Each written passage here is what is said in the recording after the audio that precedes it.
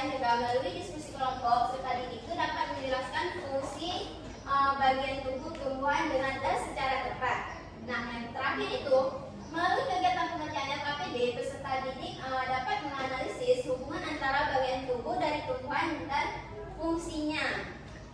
Oke, jadi alur pengajian kita hari ini yaitu kita akan menyimak video terlebih dahulu, kemudian kalian akan mendengarkan guru menjelaskan. Selanjutnya kita akan mengerjakan LKPD dan nanti kalian akan mempresentasikannya ya. Oke, untuk berikutnya kita lihat video dulu ya. Disimak ya videonya ya. Baik, Bu. Kalian nggak tahu nanti. Yang sepertinya sangat lezat untuk dimakan. Nah, ini ada sebuah pohon ya. Apakah kalian tahu mengapa tumbuhan dapat Ini banyak nih. Sebelumnya apa saja sih bagian tubuh dari tumbuhan itu yang sudah kalian ketahui?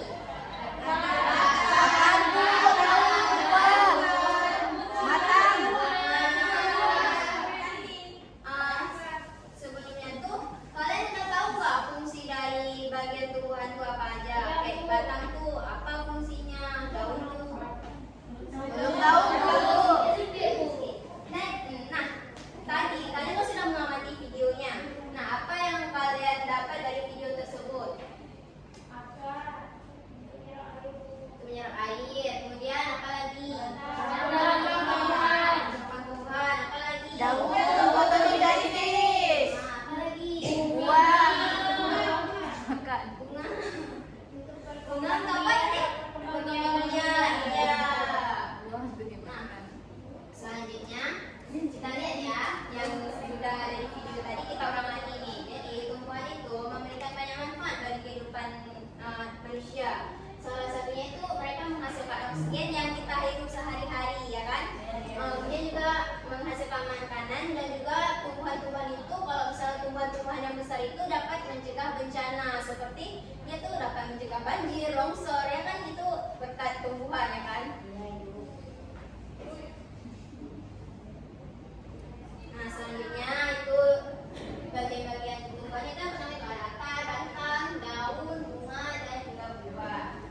Nah, kita akan lihat akar ya.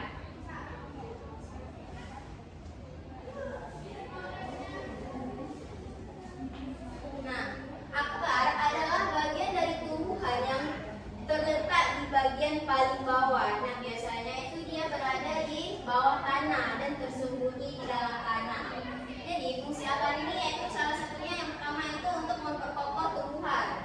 Kemudian juga akar ini berfungsi untuk menyerap air dan juga mineral atau zat sahara itu yang di dalam tanah, yang nanti kemudian akan disalurkan ke daun.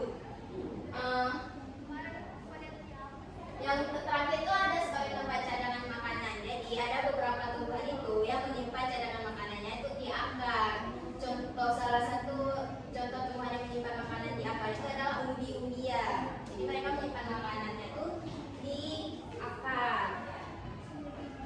Nah, akar itu ada terbagi dua. Jadi yang pertama akar serabut, dia bercabang kecil dan tidak terlalu dalam. Nah, yang kedua itu akar tunggal. Nah, akar tunggal ini dia bercabang kuat dan besar. Biasanya itu kan pasti ada di tumbuhan yang besar-besar kan.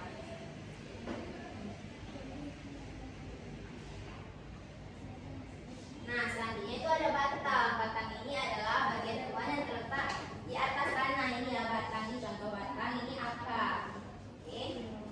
Nah, fungsi batang bagi tumbuhan itu juga sangat penting karena batang ini adalah sebagai tempat tumbuhnya daun, bunga, dan juga buah. Dan batang ini adalah sebagai pembawa nutrisi dari akar ke daun.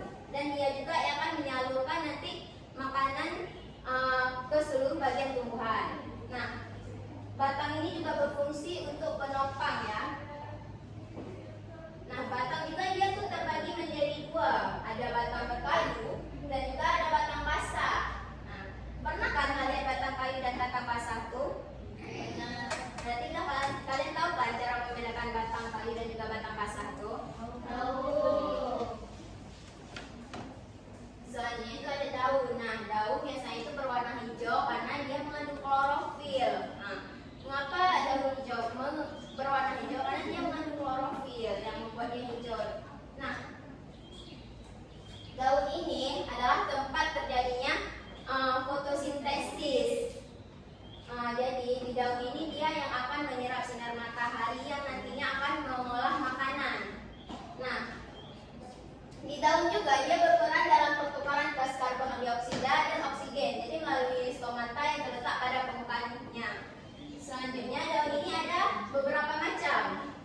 Yang pertama ada daun menyirik.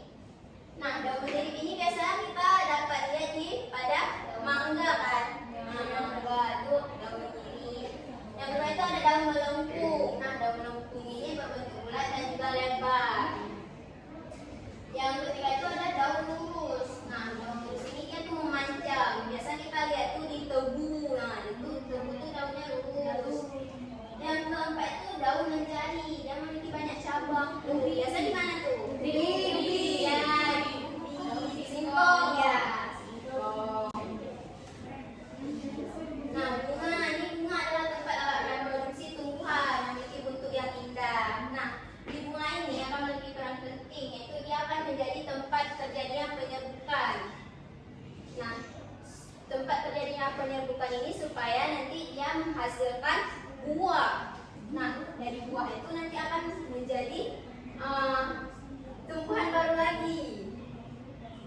Oke. Selanjutnya itu buah. Nah, buah ini adalah hasil reproduksi dari si bunga tadi, hasil penyerbukan tadi.